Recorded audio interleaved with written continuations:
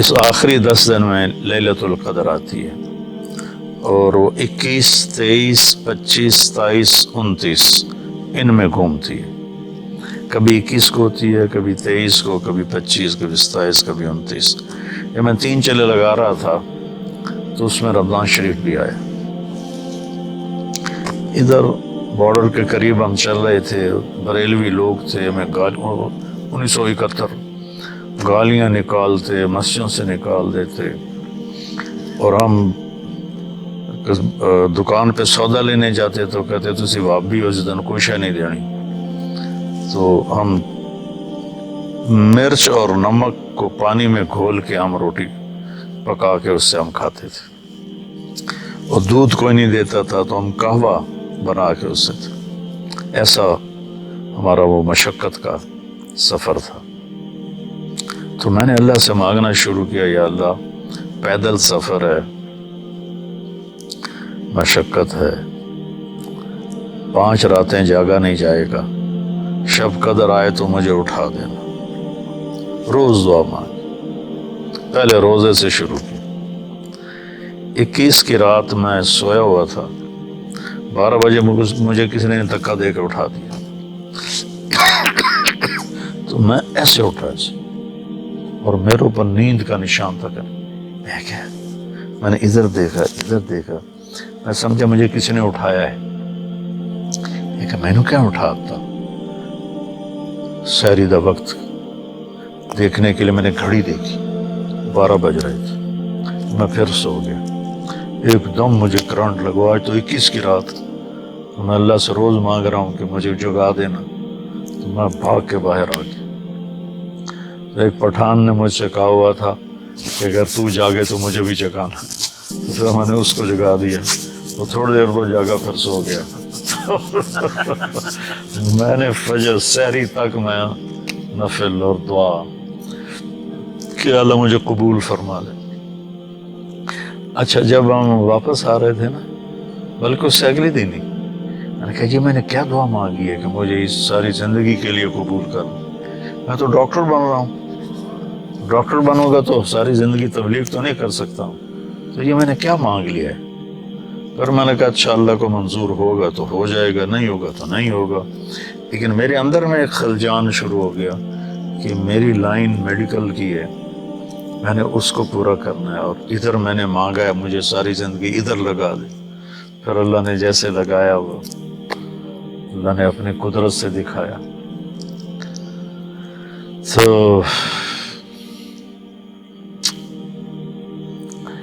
تو اس میں لیلۃ القدر آتی ہے،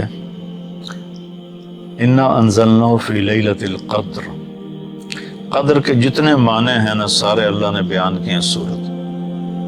قدر کہتے ہیں قیمت کو، تو اللہ نے کہا لیلۃ القدر خیر من 1000 شہر۔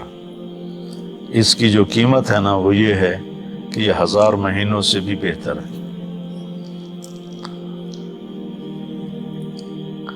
پھر قدر کہتے ہیں عظمت کو، اور عظیم القدر، قدر و قیمت، تو اس لحاظ سے کہا تنزل الملائکۃ والروح فیہا بإذن ربہم من کل امر، کہ یہ ایسی عظیم الشان رات ہے کہ اس میں فرشتے بھی آتے ہیں، جبریل بھی آتے ہیں۔ پھر قدر کہتے ہیں تنگی کو، فقدر علیہ رزقہ، تو وہ مطلب بھی اس میں ہے کہ اتنے فرشتے اترتے ہیں کہ زمین تنگ پڑ جاتی، زمین اس میں تنگ پڑ جاتی۔ اور پھر قدر مسافت کو بھی کہتے ہیں، مسافت، تو سلام ہی حتی مطلع الفجر، کہ اس شب قدر کی مسافت کتنی ہے؟ مغرب سے لے کر صبح صادق تک اس کی۔ تو شب قدر کے عنوان سے ابھی جو عجیب و غریب قسم کی عبادات بدعات شروع ہیں، اجتماعی صلاۃ تسبیح ہو رہی ہے 27ویں رات، لوگ مسجدوں کو بھاگتے ہیں، حالانکہ 27 اگر ہے بھی شب قدر یا 21 ہے تو گھر میں کرو، مسجد نہیں، مسجد میں نہیں۔ کوئی اجتماعی عمل سنت سے ثابت نہیں، کوئی خاص عمل سنت سے ثابت نہیں۔ حضرت عائشہ نے پوچھا یا رسول اللہ مجھے لیلۃ القدر مل جائے تو کیا کروں؟